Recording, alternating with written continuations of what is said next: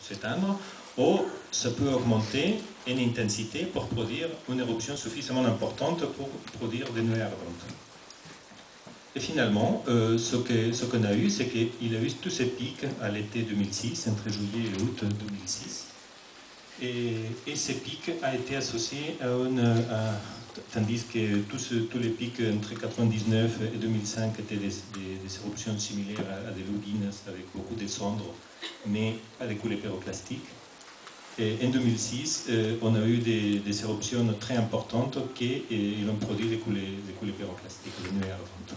Les nuées ardentes, ici, c'est tout simplement, vous voyez, dans la photo de votre gauche, la colonne éruptive monte vers le haut, tandis que dans la photo de votre droite, la colonne éruptive est collée au cône, c'est-à-dire la colonne éruptive s'est écroulée et ça se produit un écoulement des cendres, des pierres ponces, des scories, des blocs, etc., mélangés avec des gaz, et c'est ça les coulées pyroclastiques, les nuées ardentes.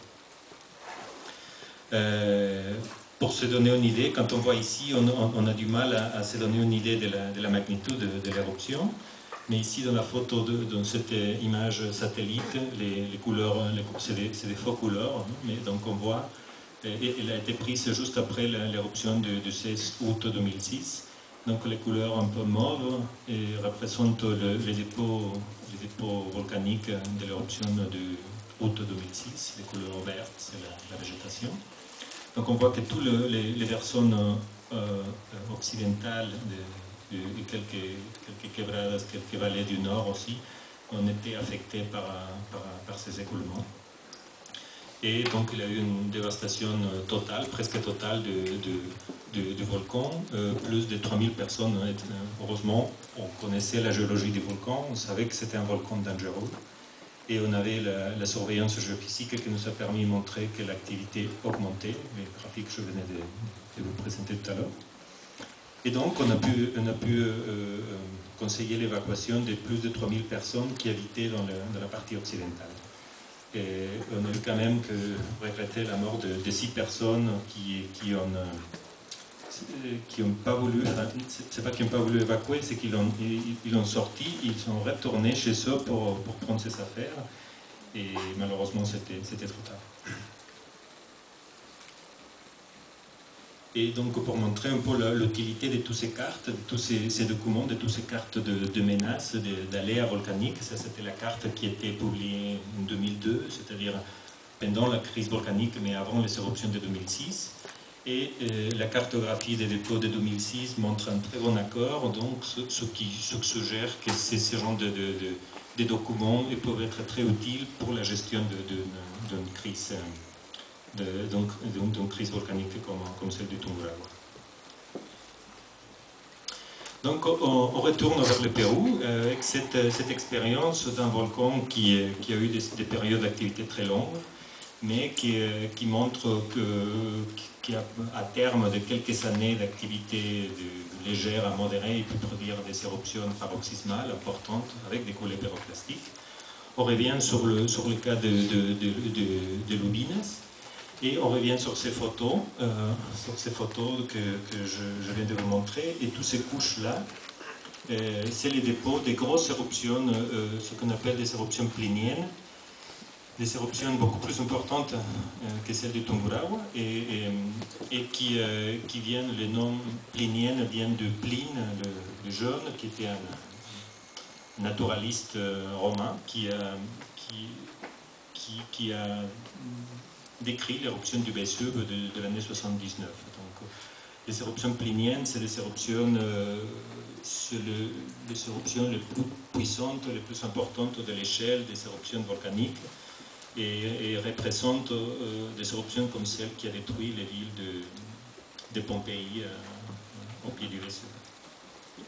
Et on voit que tout autour de Lubines, toutes ces couches, ces grosses couches qui font 1 mètre, voire 2 mètres de taille, ici on voit une personne, sont interprétées comme les dépôts de retombées, des téphras, de pierres ponces, de ces rangs d'éruption. Donc, Lubinas, c'est un volcan, comme tous les volcans de descente d'ailleurs, c'est des volcans très explosifs qui peuvent produire des éruptions énormes. Donc, la conclusion de tout ça, c'est pour dire que tous ces volcans-là, ils ont des périodes d'activité très longues, mais de temps en temps, ils produisent des éruptions extrêmement importantes. Et il faut être prêt pour ces cas aussi. C'est-à-dire les volcans, ils ne font pas que des petites éruptions, ils peuvent aussi faire des grosses éruptions, et comme le montrent les études géologiques, ils peuvent être de façon récurrente. Et si on parle des risques volcaniques au Pérou, on ne peut pas laisser de parler du cas du Misti, parce que c'est quand même... le Misti, c'est un volcan beaucoup moins actif que le Lubinas, mais qui présente des éruptions beaucoup plus importantes. Donc même si je disais que les éruptions de Lubinas peuvent être très grandes, les éruptions du Misti sont presque toujours très grandes. C'est un peu la différence.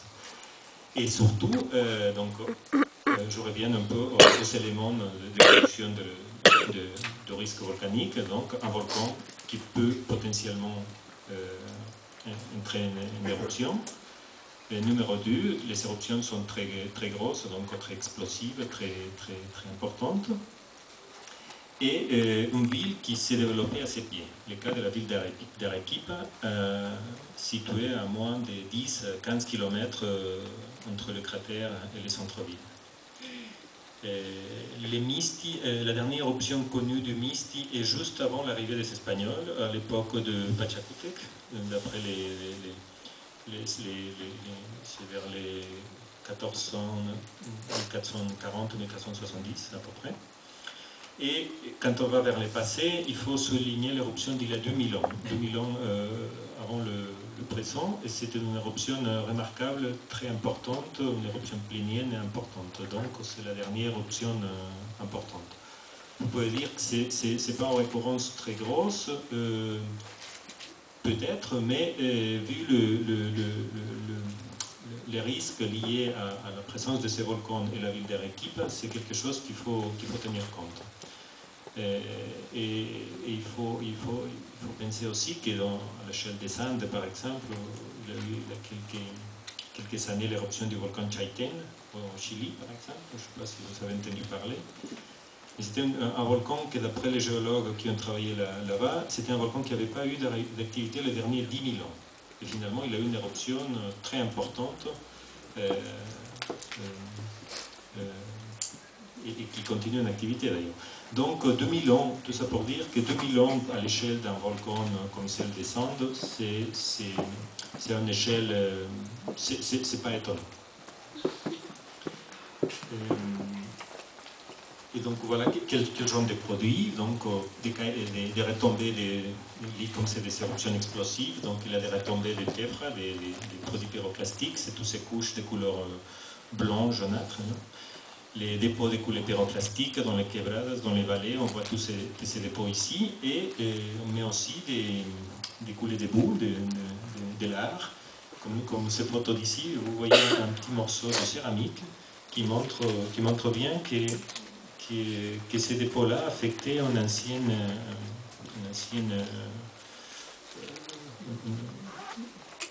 settlement, comment dire, un village qui a été affecté par une éruption du Misti. Ces dépôts-là, il a été daté à 5 siècles avant le présent, donc c'est probablement lié à l'éruption de 470. C'est des dépôts de votre gauche.